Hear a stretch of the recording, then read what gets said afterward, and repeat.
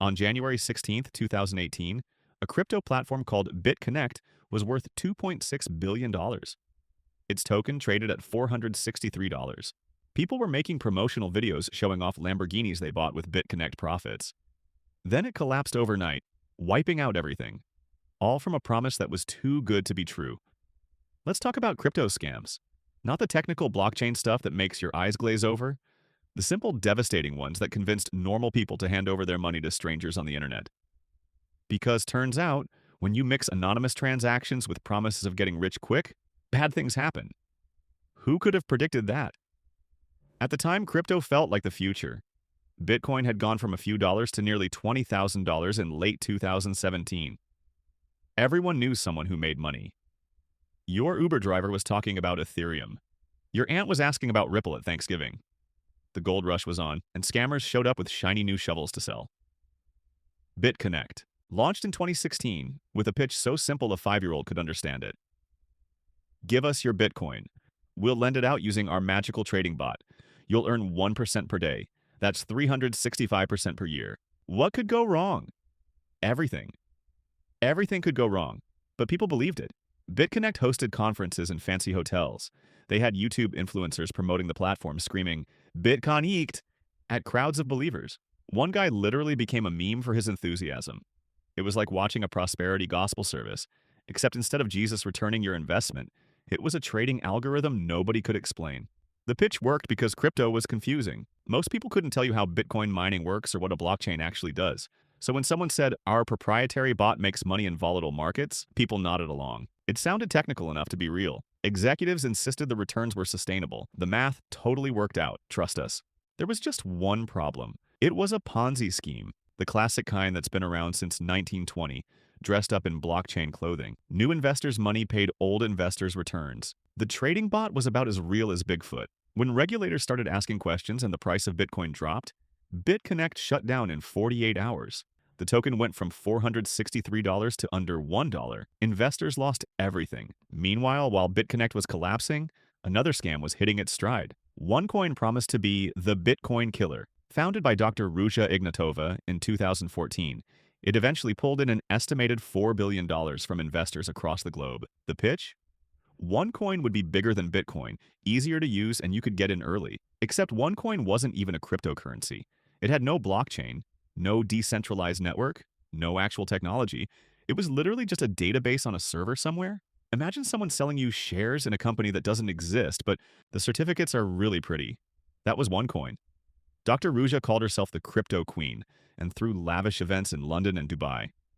She disappeared in 2017 and is still on the FBI's most wanted list. The scam kept running without her until 2019. Think about that. The founder vanished, and investors kept pouring money in for 2 more years. Then came 2021, and things got even weirder. A token called Squid launched, riding the hype from the hit Netflix show. The website looked professional. It promised a play-to-earn game where you could win cryptocurrency. The token shot up 45,000% in a week. People saw dollar signs, but there was a catch buried in the code.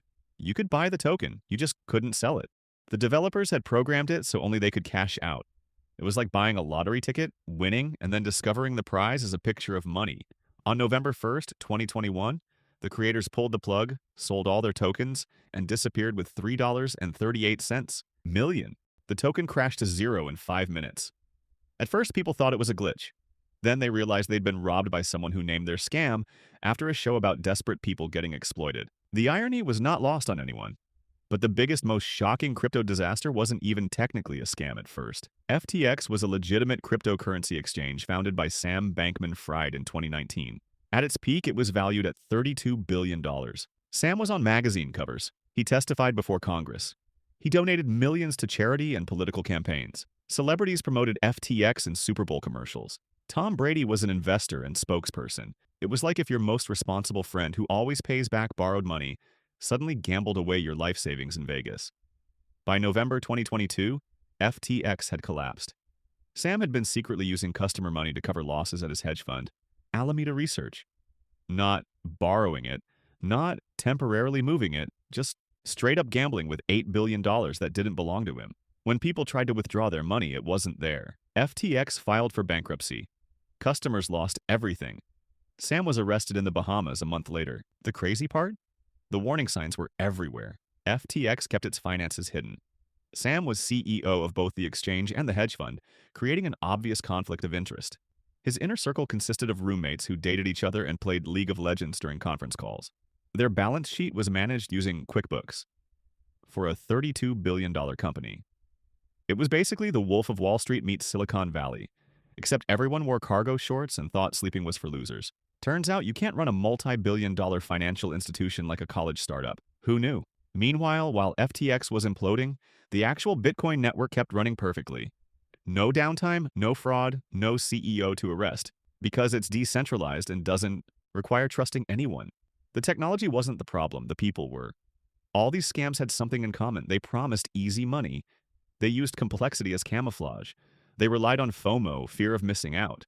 When everyone around you is making money and you're not, you stop asking hard questions. You stop reading the fine print. You just click invest and hope for the best. The 5-year-old version? Imagine a kid on the playground saying, "Give me your lunch money. I'll invest it in trading cards and give you double tomorrow." You hand it over. Tomorrow comes and he says, "The dog ate the cards, but trust me, they were worth a fortune." That's a crypto scam. The sophisticated version involves white papers, technical jargon, celebrity endorsements, and websites with countdown timers. But it's still the same playground scam, just with better graphics. By 2023, investors had lost over $14 billion to crypto fraud and scams. That's not including market crashes or bad investments, just straight up theft and lies. The SEC and DOJ are still working through hundreds of cases. New scams launch every day, often using AI to generate fake companies and fake founders. The worst part, people keep falling for it.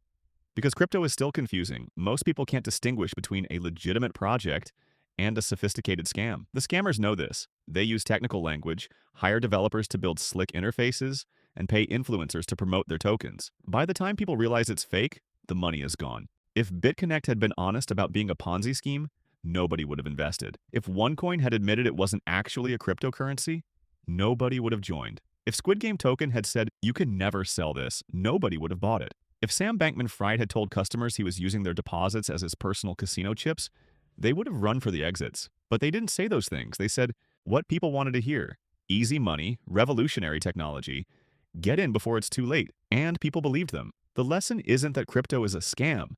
Bitcoin has been running for 15 years without being hacked or shut down. Ethereum processes billions in transactions daily. The technology works fine. The lesson is that whenever something promises guaranteed returns with no risk, especially in an industry you don't understand, it's probably not real. Had investors asked basic questions like, how does this actually make money? Or why would anyone pay 1% interest per day? Most of these scams would have failed on day one, but greed is a powerful thing.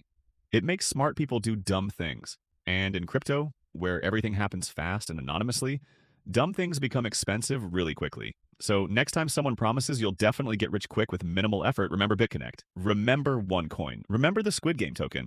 And maybe ask yourself, if this is such a great opportunity, why are they so desperate for my money? Because in crypto, as in life, if something sounds too good to be true, it probably is. And unlike traditional scams, you can't just call your bank and reverse the charges. Once you send crypto to a scammer, it's gone. Forever. That's the whole point of the technology. Irreversible transactions. The scammers are counting on you not knowing that.